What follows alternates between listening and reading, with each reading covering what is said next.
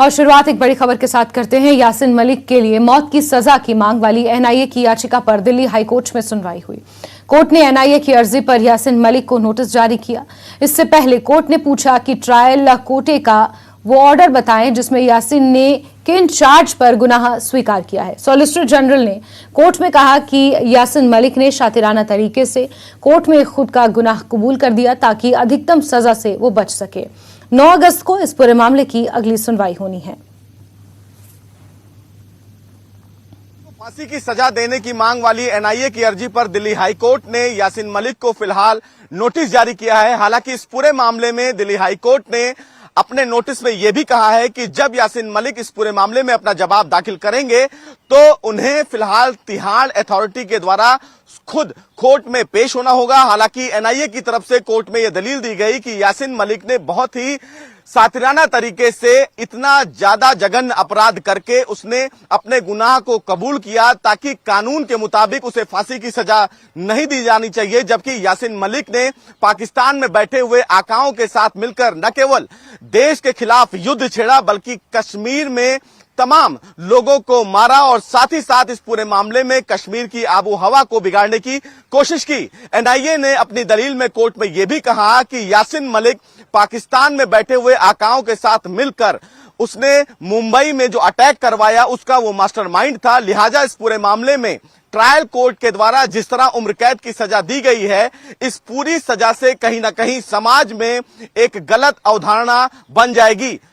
साफ तौर से एनआईए ने इस पूरे मामले में दलील देते हुए यह भी कहा कि जो टेररिस्ट भारत की अखंडता और संप्रभुता को तोड़ते हैं और बाद में यह कह देते हैं कि इस पूरे मामले में वो संलिप्त थे, ऐसे में कहीं ना कहीं कानून के मुताबिक उन तमाम आतंकियों को सख्त से सख्त सजा देने की आवश्यकता है ताकि समाज में इसका एक अलग मिसाल तैयार किया जा सके। बहरहाल कोर्ट ने इस पूरे मामले में सुनवाई के दौरान यासिन मलिक को नोटिस जारी किया है। वहीं दिल्ली हाईकोर्ट अब इस पूरे मामले की अगली सुनवाई 9 अगस्त को करेगा। हालांकि 9 अगस्त को यासिन मलिक को खुद हाईकोर्ट में पेश होकर अपनी दलील रखनी होगी। कैमरामैन प्रहलाद के साथ सुशील पांडे, न्यूज़ 18 दिल्ली। भारतीय जनता पार्टी के राष्ट्रीय महासचिव और जम्मू कश्मीर इंचार्ज तरुण चुग ने यासिन मलिक को फांसी की सजा दिए जाने की मांग पर कहा कि यासिन मलिक ने एयरफोर्स के जवानों की हत्या कराई, गृह मंत्री की बेटी को किडनैप किया। यासिन मलिक को कड़ी से कड़ी सजा मिलनी चाहिए। जम्मू कश्मीर के अलगाववादी नेता यासिन मलिक को फांसी की सजा दिए जाने की मांग एनआईए कर रही है। ज्यादा बातचीत के लिए हमारे साथ तरुण चुग जी, कैसे देखते हैं ये मांग, कितनी सही है? जग जाहिर है कि हत्याएं, लूटपाट, जनता को भड़काने और यहां तक कि उस समय की गृह मंत्री की बेटी, मुफ्ती साहब की बेटी का अपहरण करना और कश्मीरी पंडितों को जबरन वहां से निकालने का पूरा प्रयास करना। यासिन मलिक उस समय खलनायक रूप में उभरे हैं और पिछले लगभग 30 साल से अलगवाद की खेती कर रहे हैं। देश के बच्चों के दिमाग में जहर भर रहे हैं। कठोर सजा होनी चाहिए। उनका जुर्म छोटा जुर्म नहीं है। एक समुदाय के खिलाफ जिस तरह इस जर्मन में होलोकास्ट हुआ था, वैसे ही कश्मीर में होलोकास्ट करने वाले खलनायक हैं यासिन मलिक। उनको पिछले ही साल जो एनआईए की स्पेशल कोर्ट है उसने उम्र कैद की सजा सुनाई थी, लाइफ इम्प्रिजनमेंट की सजा सुनाई थी। लेकिन अब इस पूरे मामले में जो पूर्व मुख्यमंत्री महबूबा मुफ्ती हैं जम्मू कश्मीर की, वो कह रही हैं कि वो राजनीतिक कैदी हैं। प्रधानमंत्री के जो गुनाहगार हैं, कत्ल के गुनाहगार हैं, उनको भी माफ कर दिया जाता है। इस मामले की दोबारा जांच होनी चाहिए, कठोर सजा मिलनी चाहिए। होलोकास्ट करने वाले लोग, सांप्रदायिकता के आधार पर कत्ल करने वाले लोग, ये देश के कॉन्स्टिट्यूशन को भी खराब कर रहे हैं, उसके खिलाफ है। और कांग्रेस ने तो इसके लिए रेड कारपेट बिछाया था, फोटो सेशन होता था प्रधानमंत्री के साथ। इन लोगों पर कठोर सजा होनी चाहिए।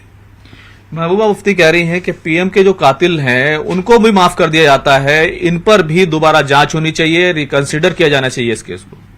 कठोर सजा होनी चाहिए। दोषी कोई भी है उस दोषी पर कठोर कार्रवाई होनी चाहिए। बहुत शुक्रिया। कैमरामैन सोनू मंडल के साथ खुर्रम शहजाद, न्यूज़ 18 दिल्ली। जम्मू कश्मीर के उपराज्यपाल मनोज सिन्हा ने जम्मू में जंबो चिड़ियाघर का उद्घाटन किया। जंबो चिड़ियाघर उत्तर भारत का सबसे बड़ा चिड़ियाघर है। इस चिड़ियाघर में गुजरात, ओडिशा, मध्य प्रदेश, हरियाणा, उत्तर प्रदेश जैसे राज्यों से बाघ, तेंदुए, भालू, मगरमच्छ और अन्य जानवरों को लाया गया है। इसमें बच्चों के लिए एक पार्क, बैटरी से चलने वाली कार और साइकिल सहित अन्य सुविधाएं उपलब्ध हैं। ये चिड़ियाघर जम्मू में पर्यटन क्षेत्र को और बढ़ावा देगा। ये 62 करोड़ से थोड़ी ज्यादा लागत में मुझे लगता है कि फुल फ्लेजेड जू पहली बार जम्मू कश्मीर में बना है। शिवालिक पहाड़ियों की तलहटी में 70 हेक्टेयर में फैले इस जू के पहले फेज ने जम्मू संभाग में एक और टूरिस्ट डेस्टिनेशन केवल नहीं जोड़ा है, बल्कि हम जिस क्वालिटी ऑफ लाइफ के विजन की बात करते हैं उसकी सिद्धि भी की है। हिली एरियाज और परफेक्ट पिकनिक स्पॉट होने की वजह से इसका अनोखापन स्वाभाविक रूप से पर्यटकों के लिए एक आकर्षण का केंद्र होगा और जम्मू संभाग में इस प्रोजेक्ट के जरिए टूरिज्म की संभावनाओं को नई ऊर्जा जरूर मिलेगी। जैसा बताया गया कि माता वैष्णो देवी के दर्शन के लिए देश भर से जो श्रद्धालु आते हैं वो उसमें से अधिकांश लोग हमारे विद्यार्थी, आसपास के निवासी निश्चित रूप से आने वाले दिनों में यहां भी आएंगे और ये प्रयास हमको अनवरत करना होगा। और मैं समझता हूं कि टूरिज्म की दृष्टि से यह जो काम है ये एक मील का पत्थर साबित होगा। जम्बू जू का उद्घाटन ऐसे समय में हुआ है जब पूरे देश में नहीं बल्कि देश के बाहर भी जम्मू कश्मीर की चर्चा हो रही है। G20 की बैठक का जिक्र अभी भारत भूषण जी ने किया। मैं मानता हूं कि जम्मू कश्मीर के 1 करोड़ 30 लाख से ज्यादा नागरिकों को इस आयोजन में गर्व से भर दिया है और मैं आत्मविश्वास के साथ कह सकता हूं कि आज जम्मू कश्मीर अपने विकास के पथ पर शिखर की ऊंचाइयों को छूना चाहता है। लंबे समय बाद माननीय प्रधानमंत्री जी के नेतृत्व में विकास की एक नई जमीन तैयार हुई है और आज एक ऐसे मुकाम पर हम खड़े हैं जहां विकास की वृद्धि दर इस रफ्तार को और तेज कर सकती है, इसकी पूरी संभावना है। मैं जम्मू कश्मीर के सभी नागरिकों को भरोसा देना चाहता हूं कि ऐसा वातावरण निर्मित करने के लिए यहां का प्रशासन पूरी तरह से प्रतिबद्ध है जहां मेहनत, नॉलेज और उद्यमिता ये तीनों पुरस्कृत हों तथा समावेशी विकास की प्रक्रिया द्वारा समाज के सभी वर्गों को लाभ मिले। मुझे विशेष रूप से इस बात पर गर्व है कि जम्मू कश्मीर के प्रत्येक नागरिक ने G20 की मीटिंग के माध्यम से देश के पौराणिक मूल्यों को शांति, सौहार्द एवं समन्वय की भावना से विश्व पटल पर रखने का काम किया है। 1 महीने पहले पॉलिथीन प्रतिबंध के प्रति जागरूकता पैदा करने के लिए एक अभियान शुरू किया गया था। इस 1 माह के दौरान 40 से अधिक शिक्षण संस्थानों और अन्य संस्थानों में यह अभियान चलाया गया। परेड ग्राउंड से हरि सिंह पार्क तक वॉकेथॉन का आयोजन हुआ जिसमें विभिन्न स्कूलों के छात्र छात्राओं ने हिस्सा लिया। इस अवसर पर मुख्य सचिव भी शामिल हुए।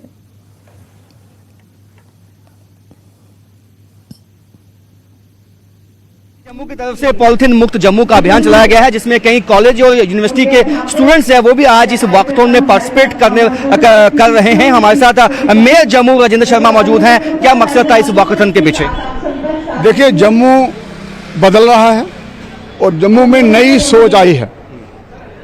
जब हमने आह्वान किया था कि हमने जो शाख का विसर्जन है वो नहर में करना है, सूर्यपुत्री तवी में नहीं करना है, तो पूरे जम्मू ने खुद बदलाव किया था।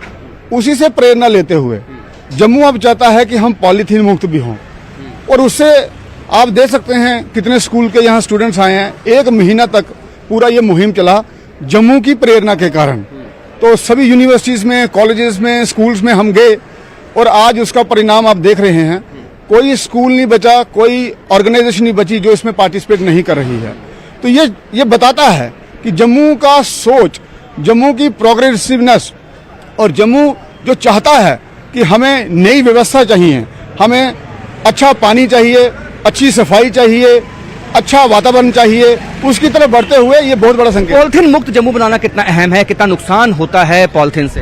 पॉलीथीन मुक्त करना इसलिए अहम है, ये अंतर्राष्ट्रीय मुद्दा बन गया है और हर जगह हमें पॉलीथीन दिखता है और इससे हमारा पर्यावरण खराब हो रहा है। जब हम कंपोस्टेबल कैरी बैग यूज करेंगे, वो ना तो एनिमल के लिए हानिकारक हैं, ना ही वो मनुष्य के लिए हैं और ना ही हमारी वाटर बॉडीज उससे प्रभावित होती हैं। तो हमें अच्छा वातावरण मिलेगा उसके लिए, तो इसलिए बहुत आवश्यक है और हम अच्छी व्यवस्था की तरफ बढ़ रहे हैं। बहुत अहम है कि पॉलिथीन मुक्त जम्मू बनाया जाए, क्योंकि इससे जो हमारा एनवायरनमेंट है उसको नुकसान है, यहाँ पे जो लोग हैं, मवेशी हैं, उनको नुकसान होता है। इसलिए सिविल सोसाइटी, यहाँ के लोकल लोग, स्टूडेंट, बच्चे जो यूनिवर्सिटी में, कॉलेजेस में हैं, उन सबको साथ में लाया गया है ताकि इस वॉकथॉन के जरिए एक मैसेज दिया जाए कि जम्मू को अब पॉलिथीन मुक्त बनाना है। कैमरामैन चांद के साथ राजन वैद, न्यूज 18 जम्मू।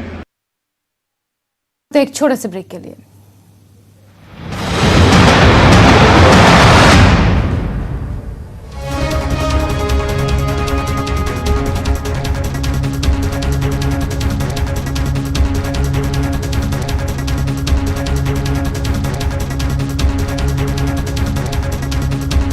बैद्यनाथ कब्ज हर, पुरानी कब्ज, एसिडिटी व अन्य पेट की परेशानी में उपयोगी।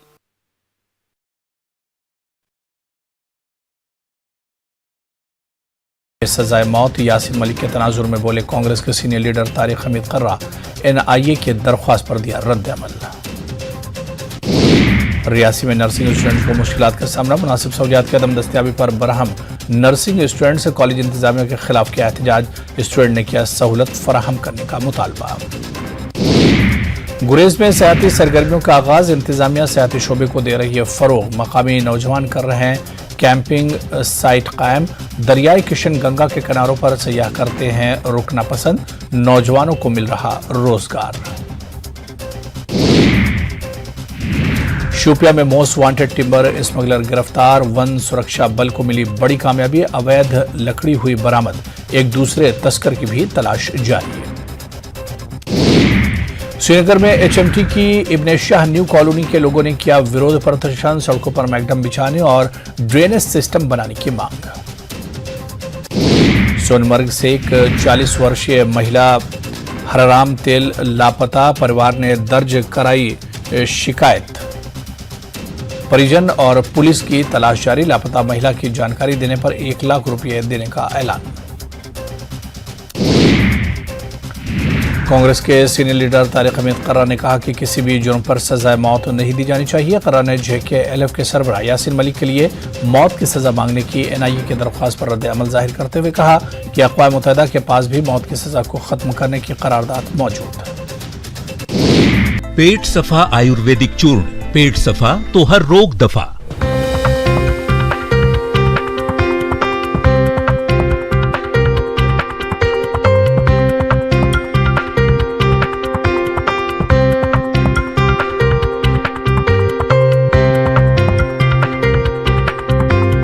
Headlines presented by पेट सफा आयुर्वेदिक चूर्ण, पेट सफा तो हर रोग दफा।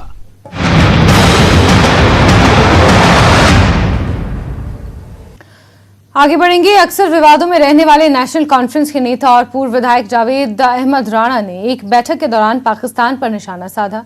उन्होंने कहा कि हम चाहते हैं कि सरकार गिलगित और बलूचिस्तान में भारत का झंडा फहराए, इसके लिए हम सब साथ हैं। जावेद राणा ने कहा कि सीमा पर ये खून खराबा खत्म होना चाहिए। इस्लाम के नाम पे मुल्क बनाया था, जरा उनकी हालत देख लीजिए। वो इस्लाम पे मुल्क बनाने के बाद वो दुनिया को इस्लाम का क्या अक्स देना चाहते हैं, क्या कंसेप्ट देना चाहते हैं। तो मैं देश की लीडरशिप को भी ये कहना चाहूंगा कि आप हिंदू राष्ट्रीय बनाना चाहते हैं। हम तो चाहते हैं कि ये देश जो है दुनिया का मास्टर बने, विश्व गुरु बने। चलिए आगे बढ़ेंगे और बीएसएफ ने पाकिस्तानी ड्रोन को मार गिराया है। ड्रग्स ले जा रहे एक ड्रोन को मार गिराया गया है। ये मामला अमृतसर बॉर्डर के पास का है। वहीं से ये वीडियो भी सामने आया है जहां अमृतसर के एक बॉर्डर के इलाके में इस पाकिस्तानी ड्रोन को देखा गया जो भारी मात्रा में ड्रग्स लेकर जा रहा था और बीएसएफ के जवानों ने बड़ी तत्परता दिखाते हुए इस ड्रोन को धराशायी किया और उसके बाद ये खुलासा हुआ कि भारी मात्रा में इस ड्रोन में ड्रग्स सवार थे और इसे अब धराशायी किया गया है और पाकिस्तान के नापाक मंसूबे का यहां पर एक बार फिर से खुलासा हुआ है।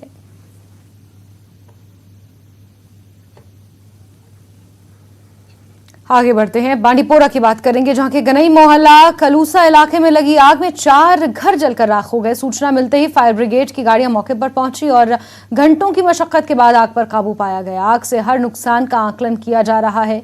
इस दौरान क्षेत्र के पार्षद ने जिला प्रशासन से पीड़ितों का तत्काल पुनर्वास करने की भी मांग की है। हमें जो ही यहाँ पे आग नमूदार हुई उसी टाइम इन्फॉर्मेशन आई। फायर सर्विस मौके पे भी पहुँच गया क्योंकि गुंजान एरिया है। 3 स्ट्रक्चर्स डैमेज हुए हैं जिसमें 5 फैमिलीज रिहाइश पजीर हैं। तो ज़बरदस्त एफर्ट फायर सर्विस ने किया है। तो जानी नुकसान अल्लाह के फजल करम से सब सेफ है। प्रॉपर्टीज़ का नुकसान हुआ है। We will ascertain the facts और जो भी इमीडिएट रिलीफ होगा वो हम फैमिलीज को मुहैया इंशाल्लाह ऑन वॉर फुट बेसिस पे करेंगे। मेरे मुतालबा डीसी साहब से यही रिक्वेस्ट करता हूँ मैं, 4 मेरे वार्ड में ये 4 घर है जो पूरी तरह जल गए। उनको कुछ नहीं निकाला उनसे, घर से सब कुछ जल गया। उनका खाना उनके पास खाना भी नहीं रह गया। अब डीसी साहब से यही मुतालबा करता हूँ कि उनका रिलीफ हो जाए ताकि ये फिर से आबाद हो जाए। चलिए आगे बढ़ते हैं और हिमाचल की खबरों का रुख करेंगे जहां सीएम सुक्खू दिल्ली के दौरे पर हैं। जिसके बाद मंत्रिमंडल विस्तार की चर्चाओं ने एक बार फिर से जोर पकड़ लिया है। इसमें राजेश धर्माणी का मंत्री बनना तय माना जा रहा है। चर्चा है कि जून में उनकी ताजपोशी हो सकती है। वहीं बोर्ड और निगमों में खाली पड़े पदों को लेकर चर्चा हो सकती है। डिप्टी सीएम भी शाम को दिल्ली पहुंच रहे हैं जिससे इन चर्चाओं ने और जोर पकड़ लिया है। खबर यह भी आ रही है कि आधे दर्जन नेताओं को खाली पड़े पदों पर सेट किया जा सकता है। हालांकि डिप्टी सीएम का कल कई केंद्रीय मंत्रियों से मिलने का कार्यक्रम तय है। सीएम सुक्खू ने कल देर रात दिल्ली के सीएम अरविंद केजरीवाल से मुलाकात की।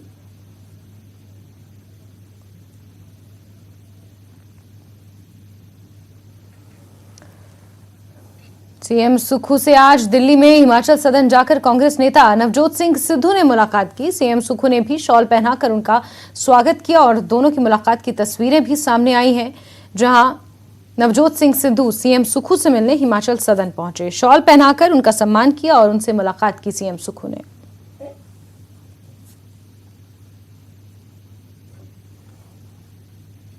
वहीं सीएम सुक्खू ने अपने दिल्ली दौरे के दौरान कल देर शाम दिल्ली के सीएम अरविंद केजरीवाल से मुलाकात की। इस मुलाकात में क्या कुछ खास रहा और क्या मायने है इस मुलाकात के, इस पर हमारे सहयोगी रवि मिश्रा ने बातचीत की है सीएम से। देखिए।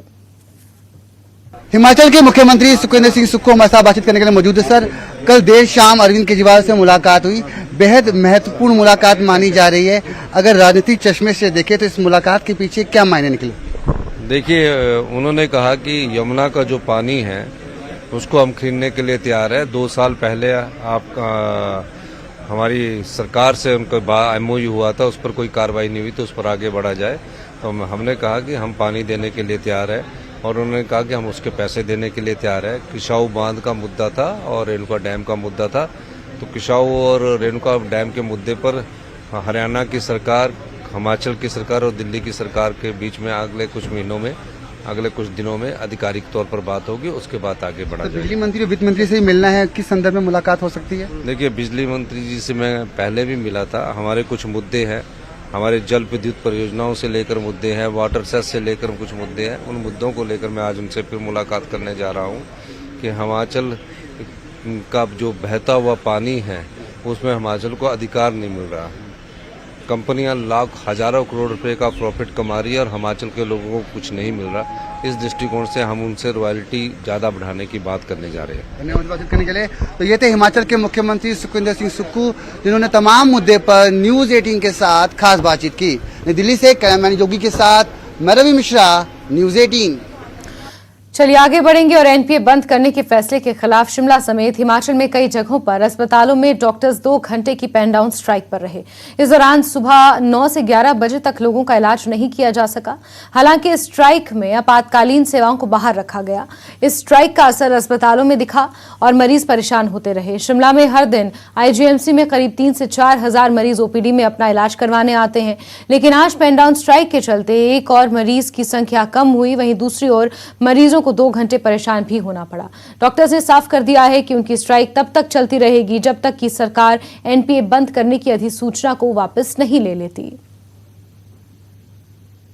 हिमाचल प्रदेश में डॉक्टर्स की स्ट्राइक अब धीरे धीरे कड़ी होती जा रही है। पहले हमने देखा कि ब्लैक बैजेस डॉक्टर्स ने लगाए और अब 11 बजे तक के लिए पेन डाउन स्ट्राइक की बात डॉक्टर्स ने कही है। और इस वक्त हम मौजूद हैं हिमाचल प्रदेश के, हम कह सकते हैं, सबसे बड़े स्वास्थ्य संस्थान में जो पूरी तरह से एक्टिव है, आईजीएमसी में। और यहाँ पर तमाम डॉक्टर्स, रेजिडेंट डॉक्टर्स हैं चाहे प्रशिक्षु डॉक्टर्स हैं, सभी अस्पताल के बाहर खड़े हुए हैं और अपनी स्ट्राइक के ऊपर हैं। मांग एक ही है कि जो प्रदेश सरकार ने निर्णय लिया है एनपीए को बंद करने का, उसको वापस ले और जल्द से जल्द उसकी बहाली करे। इस वक्त रेजिडेंट डॉक्टर एसोसिएशन के प्रेसिडेंट हमारे साथ हैं, इनसे हम बात करेंगे। डॉक्टर साहब, क्या आपका निर्णय है और अब क्या प्लानिंग आगे है?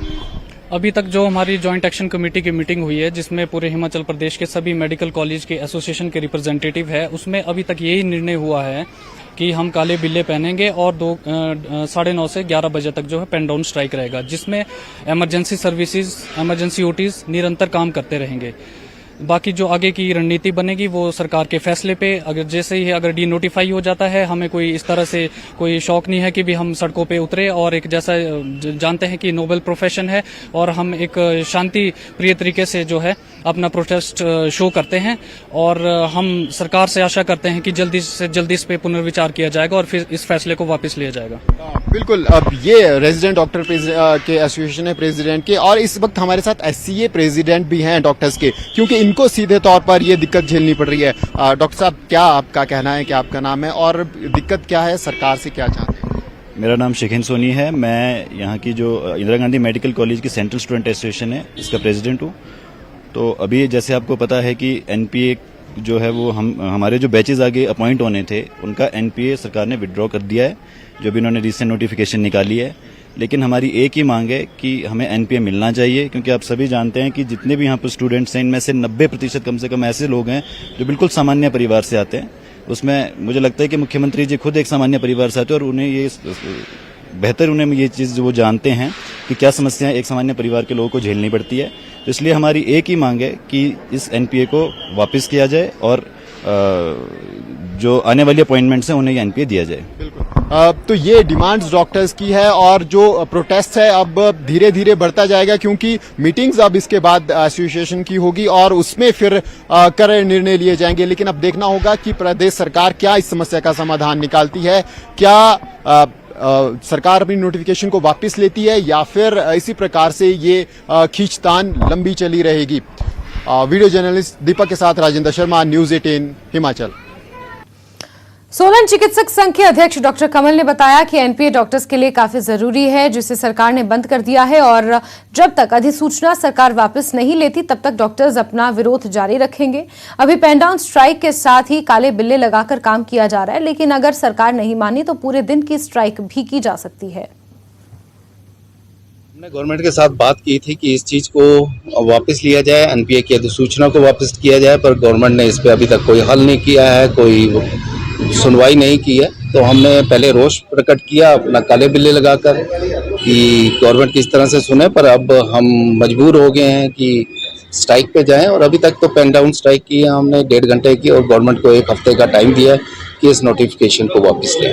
पहले तो गवर्नमेंट से यही हमारी रिक्वेस्ट है कि इस चीज़ को वापस ले लें, ताकि किसी भी पेशेंट को परेशानी ना हो। परंतु यदि हमारे अधिकारों को इसी तरह से छीना गया तो हम इस चीज़ को उग्र करेंगे।